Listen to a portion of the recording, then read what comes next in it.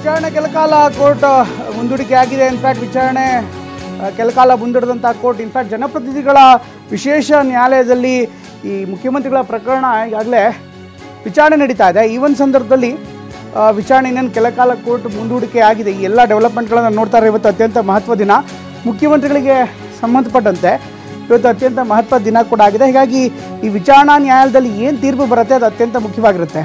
ಈ ಒಂದು ಪ್ರಕರಣವನ್ನು ಗಮನಿಸ್ತಾ ಇದ್ದರೆ ಇವತ್ತಿನ ಪ್ರಕರಣದಲ್ಲಿ ಏನಾಗುತ್ತೆ, ಇವತ್ತಿನ ವಿಚಾರಣೆಯಲ್ಲಿ ಏನಾಗುತ್ತೆ ಅದು ಅತ್ಯಂತ ಮಹತ್ವದ ನಿರ್ಧಾರವಾಗುತ್ತೆ. ಒಂದು ವೇಳೆ ಇವತ್ತೇ ಆದೇಶ ಬಂದರೆ ಸಹಜವಾಗಿ ಅದು ಕೂಡ ಹೊಸ ತಿರುವನ್ನು ಪಡೆದುಕೊಳ್ಳುತ್ತೆ.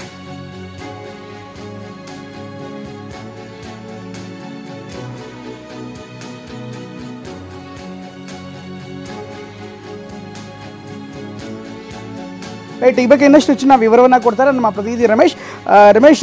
ಇವತ್ತು ಮುಖ್ಯಮಂತ್ರಿಗಳು ಕೂಡ ಅತ್ಯಂತ ಮಹತ್ವದ ದಿನ, ವಿಚಾರಣಾ ನ್ಯಾಯಾಲಯದಲ್ಲಿ ಏನಾಗತ್ತೆ ಇರುವಂಥ ಕುತೂಹಲ ಸಹಜವಾಗೇ ಇದೆ. ಈಗ ಪ್ರಕ್ರಿಯೆ ಆರಂಭವಾಗಿದೆಯಾ? ಏನು ಘಟನೆ ನಡೀತಾ ಇದೆ?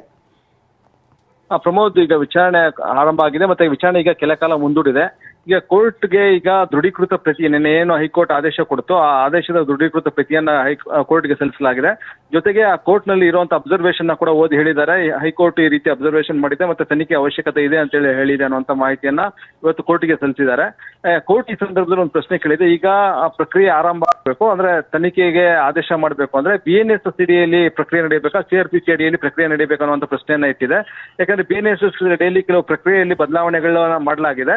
ಹೀಗಾಗಿ CRPC ಅಡಿಯಲ್ಲಿ ಮಾಡೋದ್ರ ಉತ್ತಮನ ಅಥವಾ BNS ಅಡಿಯಲ್ಲಿ ಮಾಡೋದ್ರ ಉತ್ತಮನ, ಜೊತೆಗೆ ಈಗಾಗಲೇ ಜುಲೈ 1 ನಂತರದ ಪ್ರೊಸೀಡಿಂಗ್ಸ್ ಇದಾಗಿರೋದ್ರಿಂದ BNS ಸಿಡಿನೇ ಮಾಡಬೇಕಾ ಅಂದ್ರೆ ಹೊಸ ಕಾನೂನು ಏನಿದೆ ಭಾರತೀಯ ನಾಗರಿಕ ಸುರಕ್ಷಾ ಸಂಹಿತ ಅಡಿಯಲ್ಲೇನೆ ಪ್ರಕ್ರಿಯೆಗಳು ನಡೆಯಬೇಕಾ ಕೋರ್ಟ್ ಅನ್ನುವಂತ ಪ್ರಶ್ನೆಯನ್ನು ಮುಂದಿಟ್ಟಿದೆ.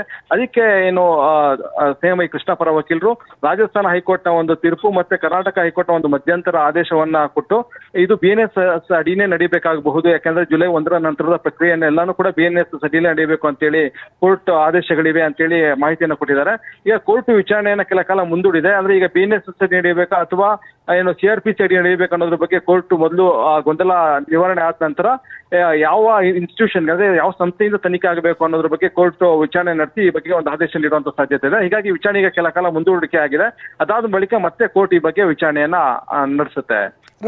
ರಮೇಶ್, ಇಲ್ಲಿ ವಕೀಲೆ ಲಕ್ಷ್ಮೀ ಅಯ್ಯಂಗಾರ್ ಹೇಳ್ತಾ ಇರುವಂಥ ಪ್ರಕಾರ BNSS ಅಲ್ಲೇ ನಡಿಬೇಕು ಅಂದರೆ ಯಾವ ಕಾರಣಕ್ಕೋಸ್ಕರ BNSS ಅನ್ನ ವಾದ ಮಾಡ್ತೀರಾ? ಅಫ್ಕೋರ್ಸ್ ಹೈಕೋರ್ಟ್ನ ಆದೇಶ ಇದೆ ಒಂದು, ಬಟ್ BNSS ಅಡಿ ಏನಾದ್ರು ಪ್ರಕರಣ ದಾಖಲಾದರೆ ಅದಕ್ಕೆ ವಿಶೇಷವಂಥ ಕ್ಲಾಸ್ಗಳಿಗೆ ಏನಾದ್ರು ಇದೆಯಾ?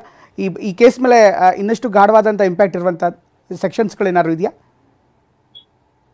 ಪ್ರಮೋದ್, ಏನಂದ್ರೆ ಈಗ ಜುಲೈ 1ನೇ ತಾರೀಕಿಂದ CRPC ಹೋಗಿ BNSS ಜಾರಿಗೆ ಬಂದಿದೆ. ಹೀಗಾಗಿ ಒಂದ್ ವೇಳೆ ಏನಾದ್ರೂ ಸರಿಯಾದ ಪ್ರಕ್ರಿಯೆನ ಈಗ ಈ ಕೋರ್ಟ್ ಪಾಲಿಸದೆ ಹೋದ್ರೆ ಅದೇ ಗ್ರೌಂಡ್ ಅಲ್ಲಿ ಈಗ ಸಿದ್ದರಾಮಯ್ಯ ಅವರು ಹೈಕೋರ್ಟ್ ನಲ್ಲಿ ತಡೆಯಾಜ್ಞೆ ತಗೋಬಹುದು. ಅದಕ್ಕೋಸ್ಕರ ಆ ಸ್ಕೋಪ್ಗೆ ಅವಕಾಶ ಇರಬಾರ್ದು ಅನ್ನುವಂತ ದೃಷ್ಟಿಯಿಂದ ಮತ್ತೆ ಸರಿಯಾದ ಪ್ರಕ್ರಿಯೆನ ಈ ಕೋರ್ಟ್ ನಲ್ಲೇ ಪಾಲನೆ ಆಗಬೇಕು ಅನ್ನುವಂಥ ದೃಷ್ಟಿಯಿಂದ ಈಗ ಕೋರ್ಟ್ ಅದನ್ನ ವೆರಿಫೈ ಮಾಡ್ತಾ ಇದೆ. ಅಂದ್ರೆ ಯಾವ ಪ್ರಕ್ರಿಯೆಯನ್ನ ಅನುಸರಿಸೋದು ಸೂಕ್ತ, ಕಾನೂನು ಏನ್ ಹೇಳುತ್ತೆ ಇದ್ರ ಬಗ್ಗೆ ಅನ್ನೋದ್ರ ಬಗ್ಗೆ ಪರಿಶೀಲನೆ ನಡೆಸ್ತಾ ಇದೆ.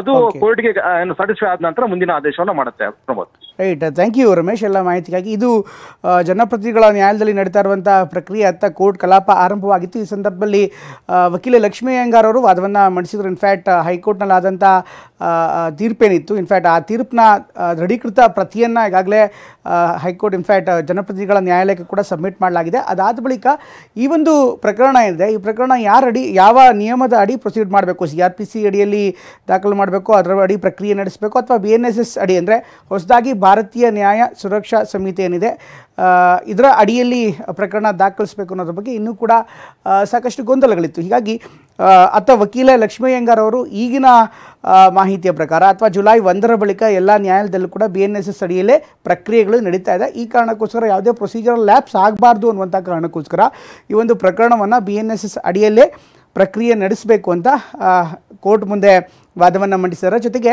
ರಾಜಸ್ಥಾನದಲ್ಲೂ ಕೂಡ ಇದೇ ರೀತಿಯಂಥ ಒಂದಿಷ್ಟು ಜಡ್ಜ್ಮೆಂಟ್ಸ್ಗಳು ಕೂಡ ಬಂದಿದೆ. ಅದರ ಆದೇಶದ ಪ್ರತಿಯನ್ನು ಇನ್ಫ್ಯಾಕ್ಟ್ ಹಿಂದೆ ಆದಂಥ ಘಟನೆಗಳ ತೀರ್ಪಿನ ಪ್ರತಿಯನ್ನು ಕೂಡ ನೀಡಿದ್ದಾರೆ. ಕರ್ನಾಟಕದ ಒಂದು ಮಧ್ಯಂತರ ಆದೇಶದ ಪ್ರತಿಯನ್ನು ಕೂಡ ಕೋರ್ಟ್ಗೆ ಸಬ್ಮಿಟ್ ಮಾಡಿದ್ದಾರೆ ಅಂತ ಮಾಹಿತಿ ಲಭ್ಯವಾಗಿದೆ. ಆದರೆ ಈ ಬಗ್ಗೆ ಇನ್ನಷ್ಟು ಸ್ಪಷ್ಟತೆ ಸಿಗಬೇಕು. ಈ ಹಿನ್ನೆಲೆಯಲ್ಲಿ ಮುಂದೆ ಏನು ಮಾಡಬೇಕು ಅನ್ನುವಂಥ ಕಾರಣಕ್ಕೋಸ್ಕರ ಗೊಂದಲಗಳ ನಿವಾರಣೆಗೋಸ್ಕರ ಸದ್ಯಕ್ಕೆ ತಾತ್ಕಾಲಿಕವಾಗಿ ವಿಚಾರಣೆಯನ್ನು ಕೆಲ ಹೊತ್ತು ಮುಂದೂಡಲಾಗಿದೆ. ಅದಾದ ಬಳಿಕ ಒಂದು ನಿರ್ದಿಷ್ಟ ಚಿತ್ರಣದೊಂದಿಗೆ ಜೊತೆಗೆ ಯಾವುದೇ ಪ್ರಕ್ರಿಯಾ ಲೋಪ ಆಗದಂತೆ ನೋಡಿಕೊಳ್ಳುವಂಥ ನಿಟ್ಟಿನಲ್ಲಿ ಕೋರ್ಟ್ ಕೂಡ ಕೆಲ ಸಮಯವನ್ನು ಕೇಳ್ತಾ ಇದೆ. ಹೀಗಾಗಿ ಕೆಲ ಹೊತ್ತು ಮುಂದೂಡಿಕೆ ಆಗಿದೆ.